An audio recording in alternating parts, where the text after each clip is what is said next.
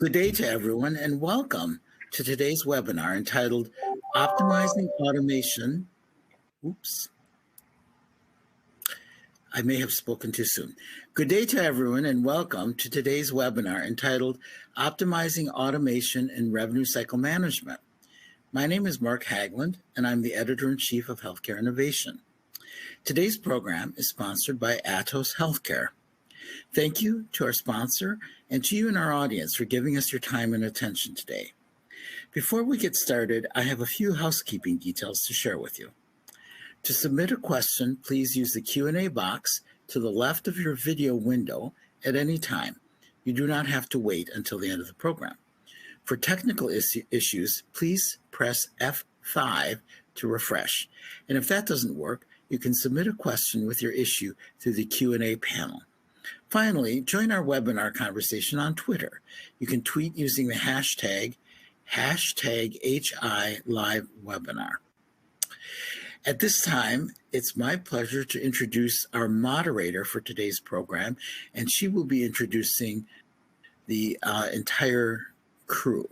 So it's my pleasure to welcome Kelly Vroom, who is the Vice President of Healthcare Solutions and Client Partner at Atos Healthcare. Thank you, Kelly, for being with us, and the floor is yours. Very good. Thank you, Mark, and thank you so much for hosting us today. We are very happy to be here to share with you a use case that we did with McLaren Health. I am joined by two of my colleagues, as well as our client and strategic partner, Katerina from McLaren Health. My background, I come from healthcare, sitting on the provider and ambulatory care side of the table for many years of my career. Lots of time really in the day-to-day operations of healthcare. And then today I sit with my clients and partners and really just try to figure out strategically how we can use digital and technology to transform what we do on a daily basis and spend a lot of time focusing directly in the revenue cycle. And we'll be talking today about the mid-cycle. Gopal? Hey, hi, I'm Gopal Chunangat. I'm a technology director with Atos. I am a technologist with over 20 years of experience. I've solved a lot of business problems leveraging technology across financial services, healthcare verticals. Over the last 5 years, I've been closely associated with revenue cycle management. And today we're going to share a couple of use cases where we're going to showcase what technology solutions we developed for McLaren. Thank you. Jessica? Good morning, everyone. Thank you for having me. My name is Jessica Yatuma, and I am a Director of Business Management and Consultancy with Atos. I have specialty in HIM, coding operations, and revenue cycle initiatives, specifically with reducing DNFP and AR, helping establish best practices. I've also been really involved with automation activities surrounding revenue cycle services. Thank you. Thanks, Jessica. And Katerina. Good morning, everyone. I'm Katerina Serdenkovski. I am the Corporate Director of Revenue Cycle here at McLaren. I have 15 plus years of experience within the revenue cycle arena, currently serving as in a corporate role, mainly focused on the mid-revenue cycle with HIM and coding, and also revenue cycle technology implementations here at McLaren. I have served in different revenue cycle leadership roles throughout the years and served as a consultant and a subject matter expert on different EMR implementations, and most recently on automation and AI initiatives. In our session today, our objectives would be to provide a view of the use of technology in the revenue cycle. We will share some ideas and where you can start. Share our challenges facing the mid-revenue cycle and how those can be addressed by using technology. We'll provide solutions utilized and those available to solve inefficiencies within your areas and demonstrate the value of a small RPA project that can set the foundation to scale. I will share a little bit about McLaren. We are a large health system, $6 billion, fully integrated healthcare delivery system. We have 14 hospitals within the Michigan and Ohio area, about 490 plus physicians that are part of the medical group, ambulatory centers, And we have the largest network of cancer centers and providers, the Kermanos Cancer Center here in Michigan. For McLaren, we also have 2 health plans, commercial and Medicaid HMO, covering lives in Michigan and Indiana. Our organization grew from acquisitions within the last 10 plus years, where we had different systems coming together. That means different EMRs, 14 different revenue cycle departments coming together in one centralized corporate business office. Along with all that, we had many standardization projects and initiatives throughout the years to form a unified process and procedures across all of our regions, which was the initial step before we dived into the project of getting all McLaren into a one platform, which we'll touch base on it later on. Now I'll hand it off to Kelly, and I think she will share more about Atos. Kelly? Very good. Thank you. So Atos, we are a very large organization in 73 countries, over 125,000 employees and experts. We are a digital leader.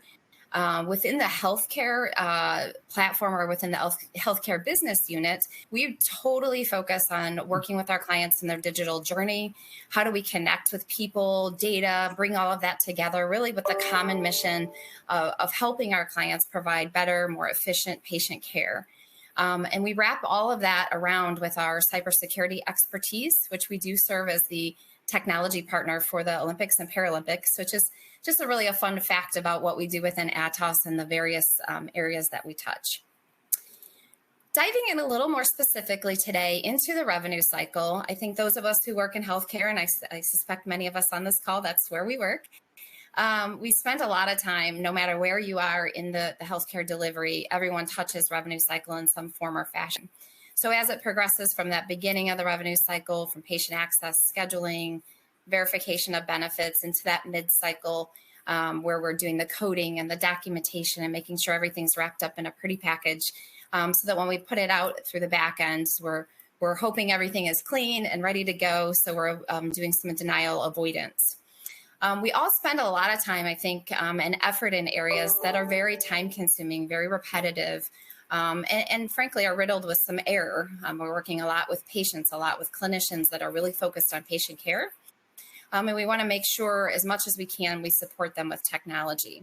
So some of those challenges we face, you see here at the bottom of the screen, we're spending a lot of time getting authorizations, a lot of time fighting for the right payment, making sure everything is correct in that mid-cycle, which again, we're going to spend some time on today. And then that back end is how do we get everything as clean as possible with as little human intervention as possible before it goes out the door. We spend a lot of time fighting for the dollars that have already been earned and established by the care that is rendered. So today we're going to walk through a use case specific to that mid-cycle and charge capture, and how we integrated with the Cerner platform and helped support our coding and our clinicians in the laboratory. And specifically, and Jessica will talk a little more about this, we dove into what's called discern notifications within Cerner and how those are utilized. And basically, it's a communication tool within the Cerner platform. So Jessica's going to take us through, as a subject matter expert, kind of how we approached this use case and how we handled it. Thanks, Kelly. And first approach to any project, of course, is deciding where to start. So we collaborate with organizations to help determine where to start. Where is that business value? And we like to customize our approach specific to client. For example, we collaborated with McLaren to decide an approach that would suit their needs. And what was best for them was starting with a medium business value, starting simple, moving to more complex use cases. We started at McLaren with a high volume area, laboratory and radiology, to get more bang for the buck, sort of foundation to be replicated in other areas that are demonstrated on this heat map here. We did successfully implement the charge validation, as Kelly referenced, at McLaren. It's mid-cycle at the point of coding. What occurs is that the coders are validating those charges mid-cycle at the time of coding. A discern notification is a communication tool that is sort of replacing that human click to send a communication to the clinical teams to get things resolved, improve coder efficiencies, and really focus on getting a clean claim out the door. As we move to more complex automation at McLaren, we will soon be delivering real exciting a proof of concept for automating prior auths.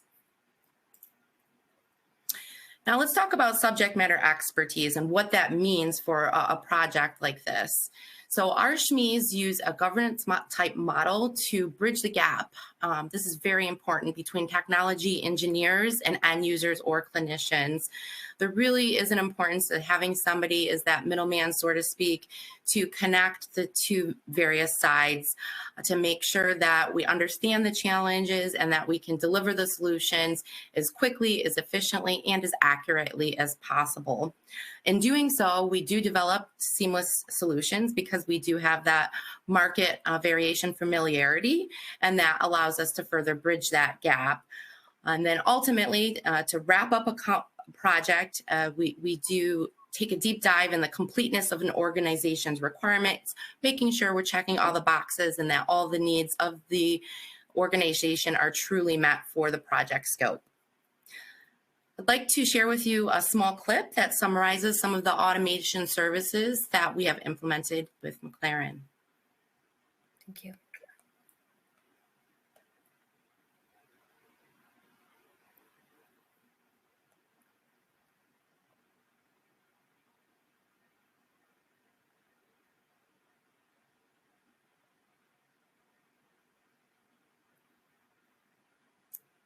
So I think there is a slight technical difficulty as we're not hearing the sound.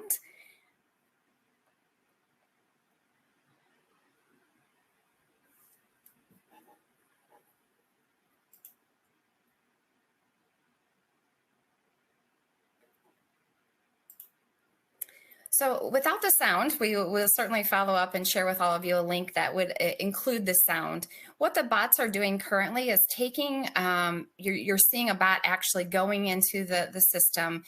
It's looking at those, the charges. There's rules that we have developed, and it's looking to see what is going on with those charges. Do we need more information? Is it ready to be coded?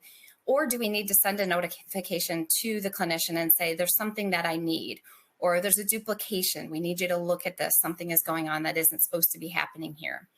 It also can tell us, we have rules established where it can tell us we don't have the final result yet. So coding, don't even open the account, don't touch it yet because we don't have that final result and able to code it just yet. So it's going through all those rules and algorithms for us to be able to tell us what's ready for coding, what isn't ready for coding, and what needs to go directly to the clinician so that they can finalize their piece of the puzzle. So I do apologize that we had some technical difficulties here, but we'll go on. And Katerina is going to share with you again as the end user exactly how we did this and how we approached it. Katerina? And you can stop the video, please.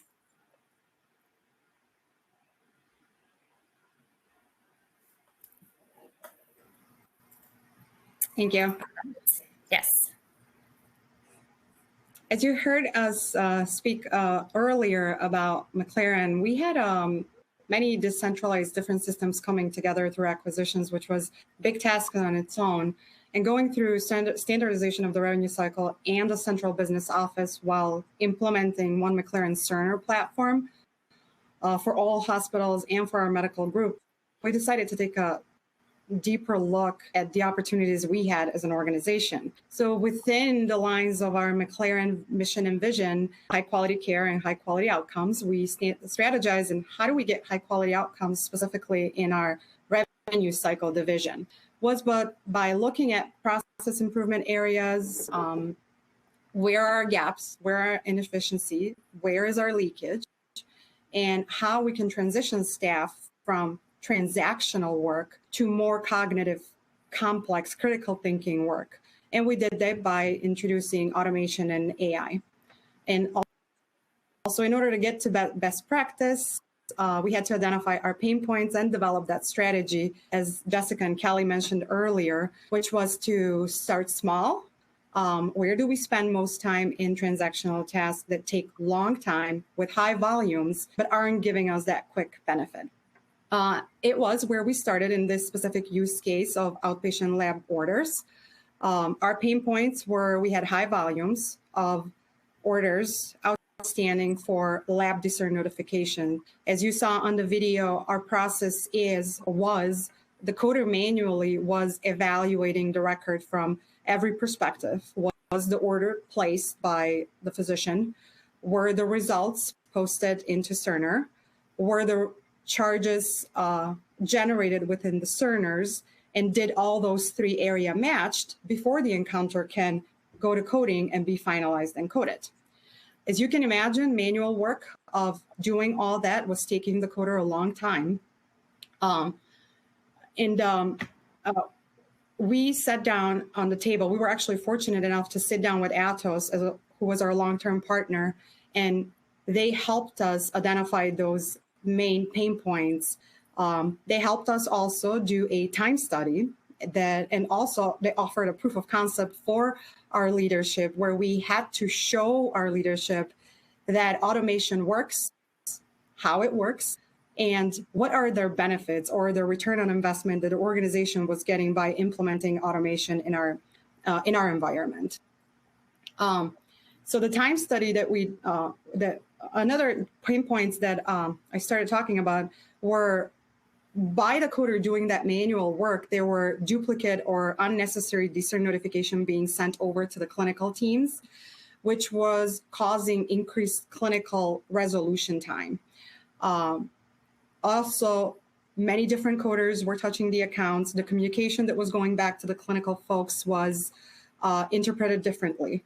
So the bots also helped us to kind of have a standardized approach in terms of communicating with the clinical folks and communicate in a way where the clinical teams will understand what is it that we're asking from them in their own language. The manual work was also causing delays in discharge not final coded and not final billed from an AR perspective. The coders worked set hours from 8 to 5. So those discern notifications were only being addressed within those business hours. With the implementation of our automation, specifically in this use case, the bots work 24/7. So anytime there is a resolved discern notification, the bot is recognizing that and it's sending it over to the coding team to be released, to be analyzed. Some of the benefits that we actually gained for this small automation that we put in place was that we are actually 5 times faster. If the coder was taking 5 minutes to review one outpatient lab encounter, the bot is taking 5 seconds to review an outpatient lab encounter. And that's a huge win for us as an organization because we do have high volumes, outpatient volumes in that area. We also saw benefits in the quality of the request and communication between the revenue cycle team, in this case, the coding team, and our clinical folks in our outpatient lab. We saw 30% of reduction in improper and inaccurate discern notifications going back to the clinical teams. In the past, if we have sending a 35 discern notification to a clinical person after our automation, we dropped that down to actual 25 discern notification being sent to the clinical folks. We had 15 to 20% effort savings in time. It took about 1 hour for clinical staff where they didn't have to address something and they could focus their time on the caring for patients, and also improved 3 hours for our coders in focusing on actual productivity and releasing claims versus reviewing accounts and placing them on hold. The change management strategy here was to kind of support the people through the change with the goal of ensuring that the change is successful and long-term. We clearly explained that what would change for the coders, what would change for the analysts and the clinical staff. Usually change is hard. However, in this specific use case for us was very easy. We had champions who were promoting the benefits of time saving, higher quality, and reusability across all the systems. We did started with the proof of concept just at one of our hospitals. We proved that it works. What are the benefits? And then we expanded that across all of our regions and all of our hospitals that are on the One McLaren Cerner environment. From a business strategy perspective, again, at the table with Atos, we kind of talked about what were our next use cases will be, and I'll go to that in a second here. Here is some of our time studies that we did. You can visualize it on our screen in terms of the steps that the coder was taking, how long was it taking the coder versus how long it's taking the bot, and then the overall savings that you can see from a clinical perspective and a coding perspective on the screen. So our roadmap, so our business strategy was sat down with Atos, and we, going back to our mission and vision and best quality, we wanted to improve process and workflow to deliver quick turnaround time, quality work, cost savings, to eliminate errors, and to eliminate rework, even on our patient financial services side as well, to eliminate any rebills that we could potentially eliminate. And as you can see on our roadmap here, we started with the discern notification, so initial proof of concept of one of our hospitals. Then we rolled that out across all of our Cerner facilities. Then we took another look in terms of where are our teams spending most of their time just doing downloads, doing Excel reports, trying to merge them, trying to create dashboards for management and for operations, and even for our C-suite to show where we were at a certain point of time in the day, and to also help managing the daily workload, daily operations. We also introduced automation in our reporting team. If it was taking the reporting team 6 hours to create a dashboard, when introducing the automation, we went down to 30 minutes, which of course allows our reporting team to now focus on other analyzing tasks to identify next trends or opportunities that we could potentially have within our organization that we don't really see at this point. Our next steps, we have identified a roadmap for the next 3 years. The next move that we're going to have is working with Atos on a simple visit coding. Then going into the realm of the missing documentation and release of information areas as well.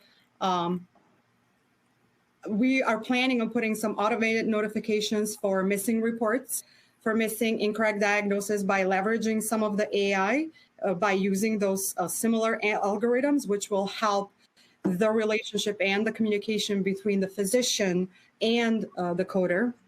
And in terms of release of information, to resolve simple requests for medical records from patient and payers, also by leveraging RPAs and AI capabilities.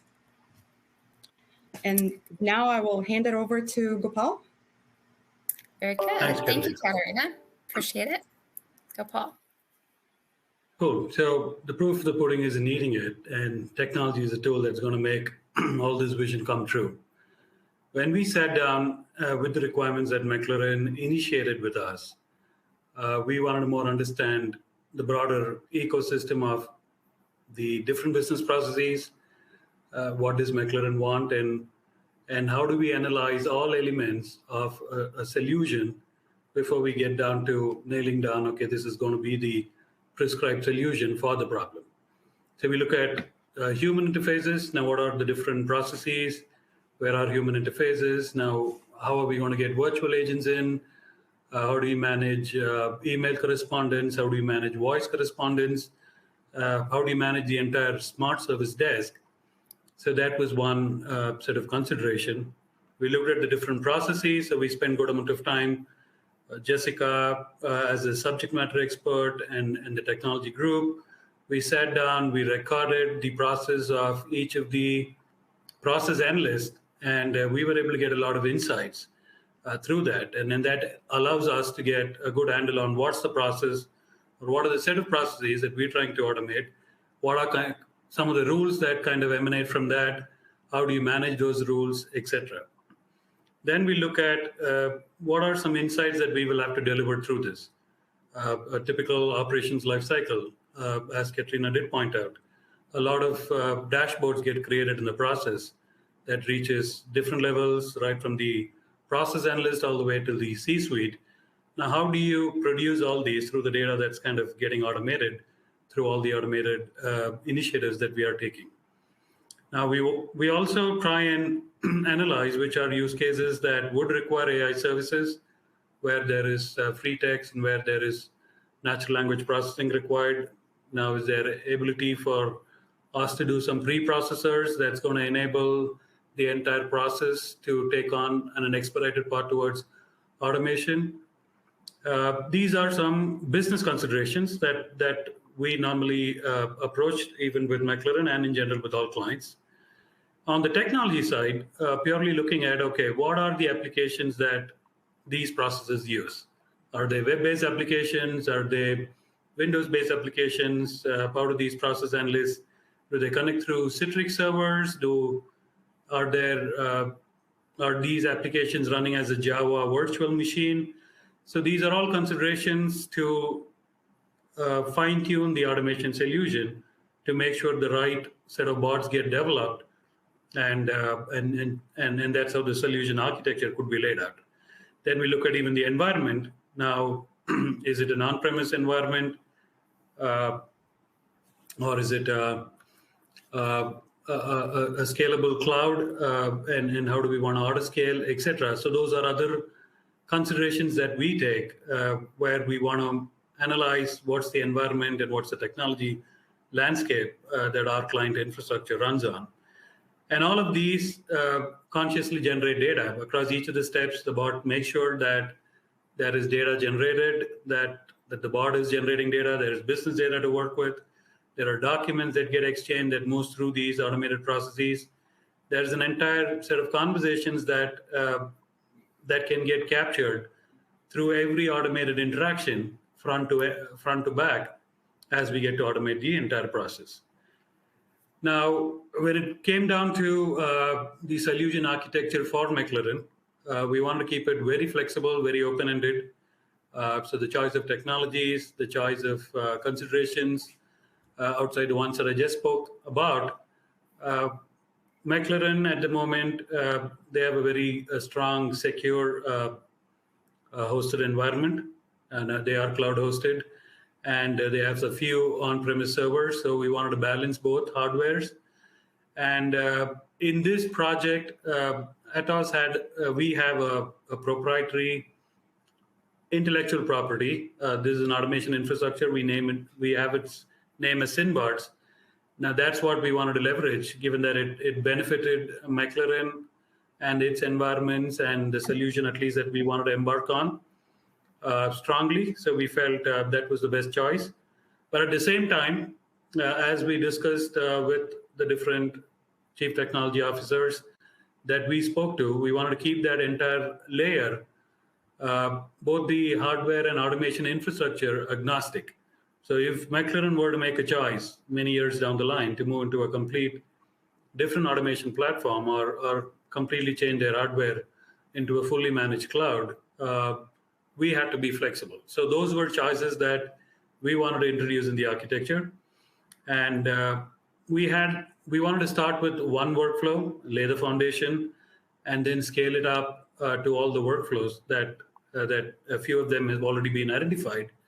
So we wanted a flexible workflow infrastructure that's going to enable to sit on top of the automation infrastructure and do its job seamlessly and work with all the workflows that can easily be configured on top of it, and all of these seamlessly as real building blocks create the real scalable foundation for McLaren to do more and more of automation as they envision. So that was what was the solution that we ended up doing. Broadly, how do we normally approach and how do we really help clients in the entire journey of automation? So the first and foremost, it starts up with the business analyst. So we start up looking at, okay, what are work volumes we're looking at? What are processes that we're looking at? And what is the reduction in work volumes? What is that automation is going to offer you?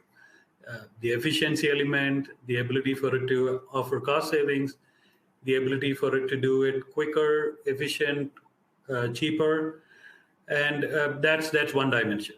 And then you look at the dimension of what are the repeatable activities, and is that a set of canned activities that could easily be handled, and the considerations around technologies, tools that's available out there, right from RPA, AI, ML, all the cognitive elements of and predictive analytics. So all these are available for us to do anything that's repeatable. And in general, process digitization and creating microservices enables a lot of reuse of solutions, given that that can help build a scalable foundation to work with other technology solutions that get built on, and in outside the automation and the other elements that of the processes that we interface and interact with. So from an optimization of the entire process, so that's the last question that generally gets addressed in saying, now that I've understood the repeatable activity, now that I've understood work volumes and process, now the first thing is you always try to fix the process and then automate over automating a broken process. So this is where leading industry practices around Lean, Six Sigma, value stream mapping to kind of redesign processes to keep it at a more optimal state, so that you have the process well designed. You know what are repeatable activities, you know what are things that give you a lot of value by automating, and now you decide and take it to a complete managed services model of where is technology, where is full-time employees, what's the combination, what are things to automate, what are things to leverage more stronger solutions to play around with the data, and run revenue cycle management as a digital operations model at a complete managed services model. And so this is how we engage with clients. This is how we do this entire analysis before we really embark on the initiative. And Katerina and team gave us all support to do this. And it was not too time consuming. It was a fairly quicker, a couple of months process to kind of deep dive. And with all of that, yeah, we've kind of built the foundation for McLaren. And from here on, we're going to scale. And that's the hope and way forward. To kind of conclude, so RCM, Digital Transformation Solutions of Atos. Now, the way we've always approached, how do we transform leveraging technology or leveraging even business process reengineering? As technology evolves, as business processes evolve, as businesses evolve, we all know that volumes keep increasing of revenue cycle management operations, and we have a lot of legacy applications that still get utilized, which are not most efficient to address the increasing volumes. Now, the common problem has been well addressed through our solution suite, where we have a legacy migration stack, where we know how do we build a migration plan to move away from legacy and do a rapid migration of what do you want to retain, what do you want to exit out of, and work that exit legacy stack and enable clients to move through the old systems and modernize them through that legacy migration solution suite that we offer. Post that, how does run the business spend really run for, and how do we optimize that spend? Now, what are business and IT operations that can be transformed through automation? How do you reduce the total cost of ownership? How do you make sure technology is going to enable the business to run optimally and give more value for the buck spent? And we've got a whole solution suite. We've done a lot of things with different clients in healthcare. And finally, we get onto the digital modernization, where we want to see transformative technologies that are out there and how can they transform businesses. Now, AI, which has been there in the recent last couple of years, have potential large applications in healthcare, be it precision medicine, be it even from a RCM standpoint, looking at the entire claims history, the set of claims that run through the entire provider space. How do you gather insights, and how do you drive even patient care? How do you do proactive patient care? How do you make sure that technology drives a lot of change? How do you scale into digital hospitals? How do you make the infrastructure of providers expand, especially more relevant in today's world with the whole world being in lockdown for the last few years? So how do we scale provider services? How do you get more patient care? And how do you leverage technology to do that?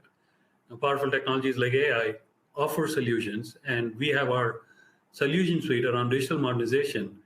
And that's a suite of solutions that we have from our overall transformation solutions for the RCM office. With here, I reach back to Kelly, and she would moderate the Q&A for us going forward. Very good. Thank you so much, Gopal. And again, apologize for the technical faux pas earlier, but we are going to go ahead and play the video. I understand that you all can hear it. So we will play the video and then we'll take some Q&A just so you can kind of wrap it up, see what this particular use case was about. And again, it's just an example of think small, start small, think big, and how do you scale? It's a small example of how you do that and how you can get a real impact. So we'll play the video and then we'll take some questions. Thank you.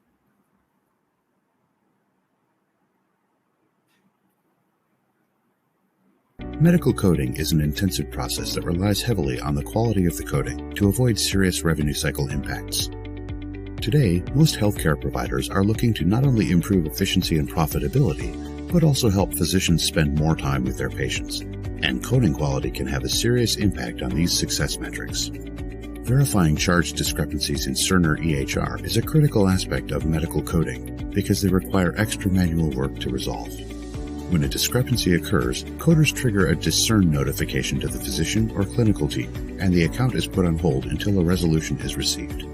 Normally, a discern notification occurs for one of the following reasons: a zero balance due to a delay in getting orders, missing charges when orders are available but charges are missing, charge modifications when orders and charges are both present but the CPT descriptions do not match, or charge deletions, which occur when extra charges are present. The main challenges with the current process are a high volume of duplicate or unnecessary discerns are sent to clinical teams and physicians each day. This can lead to an increase in the time that clinicians must spend correcting discrepancies. We have observed response times of up to 3 to 5 days for resolution. This in turn results in an increase in discharged, not final coded days and accounts receivable. Let's explore how Atos can help you fast-track and streamline the charge verification process using SynthBot's intelligent automation. Our solution integrates with your systems and leverages chart recognition and rule-based decision-making to automatically identify and resolve discrepancies between charges and orders. First, the bot extracts the day's inventory for charge verification. Next, it verifies whether the orders are available in PowerChart and checks the description. The bot then cross-verifies whether the order description matches the charge description in Access HIM. Using the Cerner system, it automatically identifies any discrepancies as zero balance, missing charges, modified charges, or charge deletions. The bot is designed to check for new charges at frequent intervals and only triggers a discern notification when the time threshold is exceeded. The bot then sends a standardized message to the clinical team or physician, depending on the type of discrepancy. Our automated approach prevents unnecessary discerns from being sent to clinicians and physicians, which improves their overall productivity.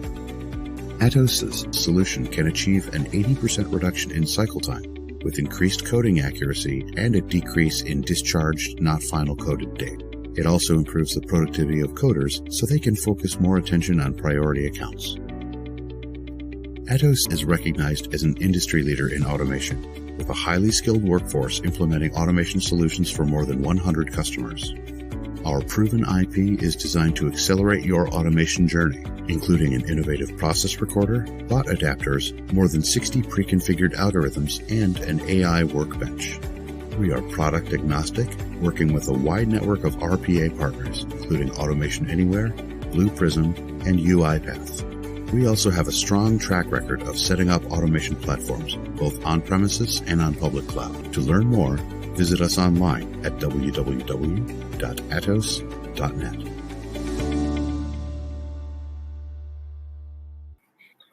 So hopefully that helped explain and kind of wrap up, again, this particular use case, which happened to be with Cerner. Of course, all of the things we talked about today can be utilized in various EHRs, various platforms, as Gopal described. So we'll open it up now. If there are any questions, you can enter those, and we are happy to answer them. Okay, it looks like I have one that has come in. What do you foresee the degree of automation in the mid-office RCM operations on a scale of 1 to 10? Katerina, that's probably best for you. Thank you, Kelly. I would say I think that could be a 5. Both people and automation bots will have to work together to make the RCM operations more effective within the next 3 years. Very good. Okay, it looks like we have one more. How are other healthcare clients adopting automation solutions of Atos? I can take that, and certainly Gopal, if you want to expand a bit. It really is very dependent on our client and our customer, what their desires are, what direction they want to go. It usually is a start small and expand and scale after we get that foundation and that sort of change management structure and governance under control. Anything you'd like to add to that, Gopal? Yeah, so I think we've had a lot of clients adopt automation solutions. We've provided automation solutions. As much as what we did with McLaren was using our proprietary automation infrastructure, which is SynBards. We, as Atos, have extensive expertise and partnerships with all the leading industry automation platforms, be it UiPath, be it Blue Prism, be it Automation Anywhere, etc. So we've done solutions as a healthcare partner with a lot of healthcare clients, be it across the payer side and the provider side, leveraging industry tools and delivering solutions. Thank you. We have another. It says, as a subject matter expert, which Jessica, that would be you, how do you decide what to automate and what not to automate? What's the approach?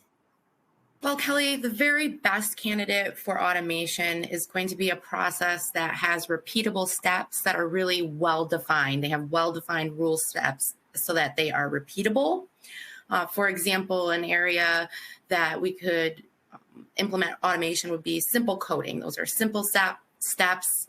They have well-defined rules. You can create automation with the decision trees. So really repeatable steps with well-defined rule sets. Very good. Thank you. We have one more. What were some technical challenges you addressed during this automation with McLaren in particular? Anything technical? Gopal, you're going to get that one. Sure. So yeah, the first challenge was, this was the first time we've integrated SynBards, which is an Atos proprietary intellectual property as an automation infrastructure, with Cerner as an industry-leading electronic medical record system. So it was a big milestone in us achieving that success with McLaren, and thus with Cerner 1 Millennium. So that was a major milestone. Now, as part of doing that, we realized that there were a lot of security boundaries that McLaren had. There were some security boundaries that the hosted Cerner instance had, and we had to kind of figure that out when we did the proof of concept and made that working.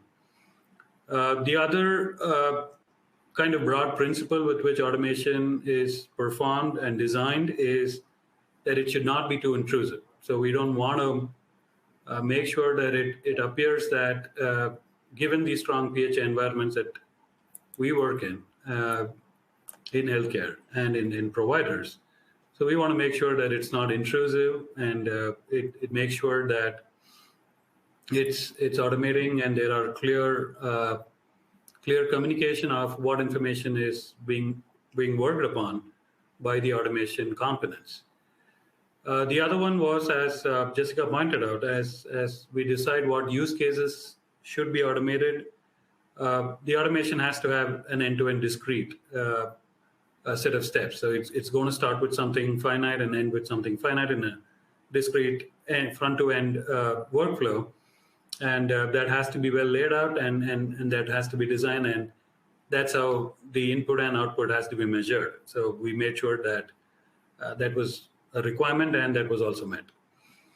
The other bigger factor, as the solution was also built on, was looking at how do you make sure that you're getting all data relevant so that you could build a broader solution. So automation, RPA is a first building block, but is that the only, it's just a means to an end rather than the end in itself.